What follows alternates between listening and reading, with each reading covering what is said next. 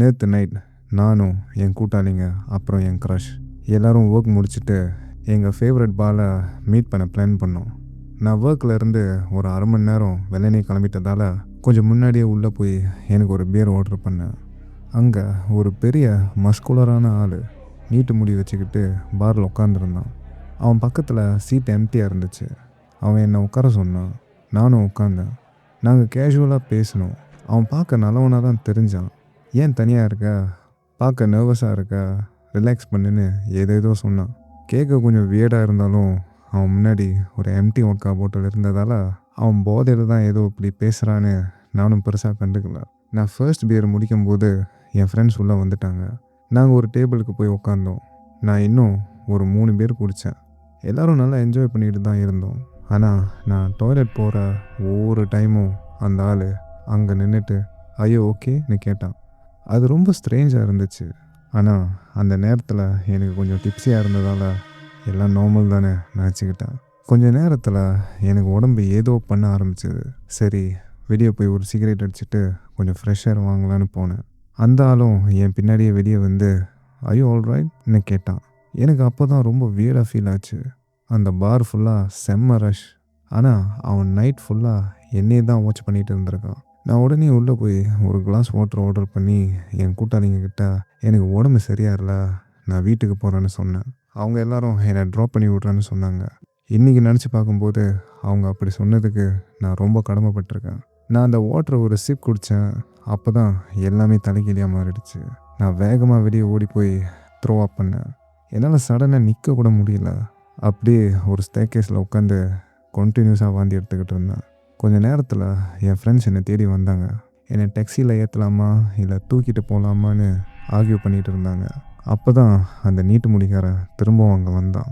நான் பக்கத்து தெருவில் தான் இருக்கேன், என் வீட்டு கவுச்சில் படுத்து தூங்கட்டோம்னு திரும்ப திரும்ப சொன்னான். என் கூட ஒர்க் பண்ணுற ஒரு கோவொர்க்கர் எனக்கு அண்ணன் மாதிரி. அவருக்கு செம்ம காண்டாயிருச்சு. அந்த ஆளை பார்த்து ஃபக் ஆஃப்னு சொல்லிவிட்டு அதுக்கப்புறம் அசிங்கமாக திட்டி அனுப்பிட்டாரு. என்னால் நிற்கவே முடியாத அந்த நிலைமையிலையும் என்னை ஃபோர்ஸ் பண்ணி எப்படியோ இழுத்துட்டு போய் என் ஃப்ரெண்ட்ஸ் வீட்டில் விட்டாங்க.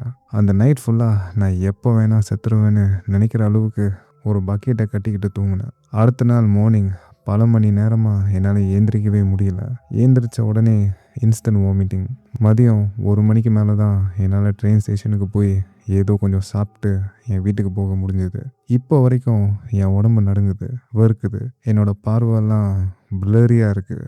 ஸோ பாரில் பார்த்த அந்த வியர்டான ஆளுக்கு நான் ஒன்று மட்டும் சொல்லிக்கிறேன், இனிமேல் நம்ம எப்பவும் மீட் பண்ணக்கூடாது. அப்புறம் இந்த மாதிரி விஷயத்த வேறு எந்த பொண்ணுக்கும் பண்ணிடாத. சில நேரம் நம்ம லைஃப்பில் நடக்கிற ஒரு விஷயம் அப்போது பார்க்க ரொம்ப நார்மலாக தெரியும். ஆனால் நினச்சி பார்த்தா தான் புரியும் நம்ம உயிர் எப்படி தப்பிச்சதுன்னு. இது என் 21வது பர்த்டே அப்போ நடந்த ஒரு உண்மை சம்பவம். நானும் என் கூட்டாளியும் ஒரு பாருக்கு போனோம். என் ஃப்ரெண்ட் ஆல்ரெடி வழியிலே நல்லா சரக்கு அடிச்சிருந்தான். நாங்கள் உட்காந்து கொஞ்ச நேரத்தில் ஒரு பொண்ணு எங்ககிட்ட வந்து பேசினான். அவள் பேர் கேண்டிஸ்ன்னு சொன்னான். அவள் முடி ரொம்ப அன்நேச்சுரலி பிரைட்டாக சோப்பு கலரில் இருந்துச்சு. அதை டை அடிச்சிருக்கான்னு பார்த்தாலே தெரிஞ்சுது. அவள் என் கூட்டாளிக்கிட்ட நல்லா ஃப்ளட் பண்ணான். நானும் கொஞ்சம் போதையில் இருக்கிற மாதிரி நடித்தேன். ஏன்னா அவள் எங்களுக்கு ஃப்ரீயாக ட்ரிங்க்ஸ் வாங்கி கொடுத்துக்கிட்டே இருந்தாள். கொஞ்சம் நேரத்தில் என் ஃப்ரெண்டு ஓவர் போதையாகி பவுன்சர்ஸ் அவனை வெளியே அனுப்பிட்டாங்க. நாங்கள் 3 பேரும் வெளியே நின்னோம். கேண்டிஸ் என் ஃப்ரெண்டை அவள் வீட்டுக்கு கூட்டிகிட்டு போக ரொம்ப ட்ரை பண்ணான். எனக்கு அது தப்பாக பட்டுது. அவன் எங்கே போனாலும் நானும் வருவேன், அவன் என் ரெஸ்பான்சிபிலிட்டின்னு ஸ்ட்ரிக்டாக சொன்னேன். உடனே அவள் ஆட்டிடியூட் மாறிடுச்சு. என் ஃப்ரெண்டுக்கு ஒரு டாக்ஸி புக் பண்ணி அனுப்பிட்டு திடீர்னு என்கிட்ட ஃப்ளட் பண்ண ஆரம்பித்தா. நம்ம மட்டும் என் வீட்டுக்கு போகலான்னு சொன்னான். நானும் கொஞ்சம் டிப்ஸியாக இருந்ததால் சரின்னு ஒத்துக்கிட்டேன்.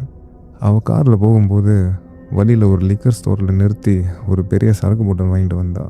கார் உள்ள என்னை ரொம்ப ஃபோர்ஸ் பண்ணி குடிக்க வச்சா. எனக்கு சுத்தமாக குடிக்க விருப்பம் இல்லை. ஸோ அவள் பார்க்காத நேரம் ஆப்பிள் ஜூஸ் பாட்டிலில் அந்த சரக்கு துப்பிட்டு குடிக்கிற மாதிரி நடித்தேன்.